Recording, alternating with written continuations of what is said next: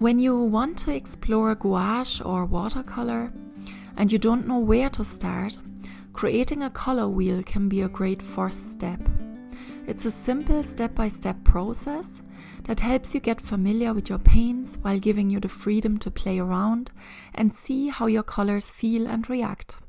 So you can either draw the color wheel yourself in a sketchbook, or you can use my downloadable template to make it easier.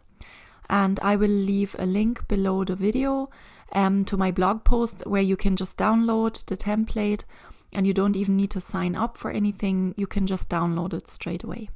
If you'd like to make it yourself, just grab a bowl or a plate, trace a circle with a pencil, and then use a ruler to divide it into 12 sections.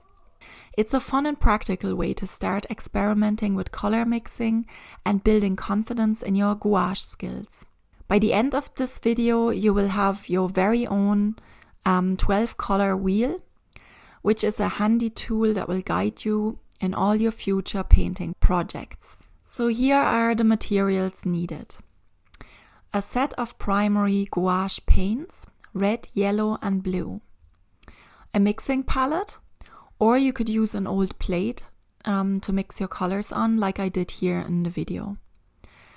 Some brushes, small round or flat brushes for precision, water, some paper towel, and a jar for cleaning brushes. A piece of watercolor or mixed media paper, but you can also use regular paper if you're just starting out, so don't get hung up on this one. And then optional, your downloadable blank color wheel template, if you would like to use that. So step 1, paint the primary colors. Start your color wheel by adding the 3 primary colors, red, yellow and blue. These are the foundation of the color wheel because they can't be created by mixing other colors. For red, try and choose a bright pure red like cadmium red or a similar shade. So mine was actually called primary red. Paint this in one of the sections, leaving equal space between it and where the yellow and blue will go. Yellow, use a vibrant yellow like a lemon yellow, and then paint this in a section 3 spaces away from your red. And for blue, you can select a true blue like ultramarine blue, and you paint this 3 spaces away from both the red and the yellow. Let each section dry before moving on to avoid accidental blending. These 3 colors will anchor your entire wheel. Step 2. Mix and paint the secondary colors. Next, we'll create the secondary colors by mixing equal parts of 2 primary colors. These colors will go between their respective primary colors on the wheel. So the first one is orange, and you might still know that mixing red and yellow creates a vibrant orange. And you can paint this between your red and yellow sections. Then you make a green, combining yellow and blue to make a fresh green. And the last one is a violet or purple. Mix blue and red to form a rich violet, and paint this between the blue and red sections. So these secondary colors, they're the building blocks for more complex colors. So don't be afraid to experiment with the ratios until you're happy with the results. And now on to step 3, painting your tertiary colors. It's a difficult word to say. These are created by mixing a primary color with its adjacent secondary color. So first you mix a red-orange, then you mix a yellow-orange, a yellow-green, a blue-green, a blue-violet, and a red-violet. Tertiary colors add richness and nuance to your wheel. And if you want, you can label all the colors in your wheel, but the step is optional. And of course, if you're using the template, then you get a bit of guidance where you put the primary and secondary and tertiary colors in the wheel.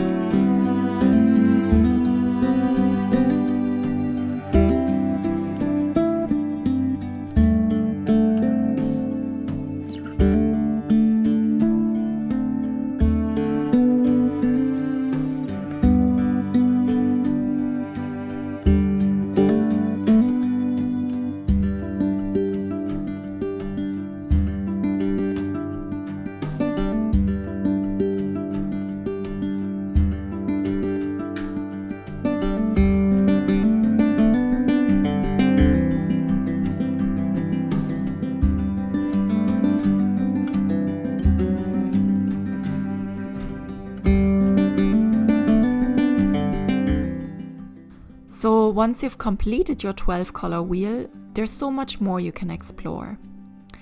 For example, you can create some tints or shades.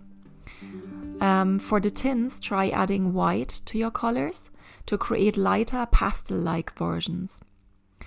Experiment with how the colors change and how they can be used for softer, more subtle effects. And if you use the template, you can experiment with this going into the center of your color wheel and just go lighter and lighter. Or you could decide that you go darker and darker, so you create some shades.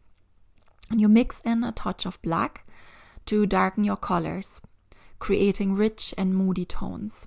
But be very careful, because a little black goes a long way. And if you add too much, it gets way too dark and you don't even see the color anymore, which I did on my first trial. Creating tints and shades is a great way to expand your understanding of color and make your palette even more versatile. So your color wheel isn't just a pretty tool, it's also a guide to understanding color harmony. And here are some simple ways that you can start using it. You can either use complementary colors. So these are the colors that sit opposite each other on the wheel, like blue and orange or red and green. And using complementary colors can create vibrant, eye-catching contrasts, so they can make it really interesting. And analogous colors, these are colors that sit next to each other on the wheel, like yellow, yellow-orange, and orange. And they work beautifully together to create harmonious and calming effects. So you might want to choose 3 of these colors, these analogous colors, to create a really harmonious picture. So if you're making a color wheel, don't forget to share it with me. I would love to see your creations and let me know how it goes for you. And if you want to get my free art challenge bundle, you can also find this on my blog, and I will leave a link to this bundle down below. So I hope you give it a go, and I can't wait to see what you create. And if you want to continue exploring color and gouache and painting, then stay tuned for more tutorials, because I might play around a bit more with paints and try different things over the next few weeks. We'll see. Okay, thanks very much for watching, and I talk to you soon again. Bye!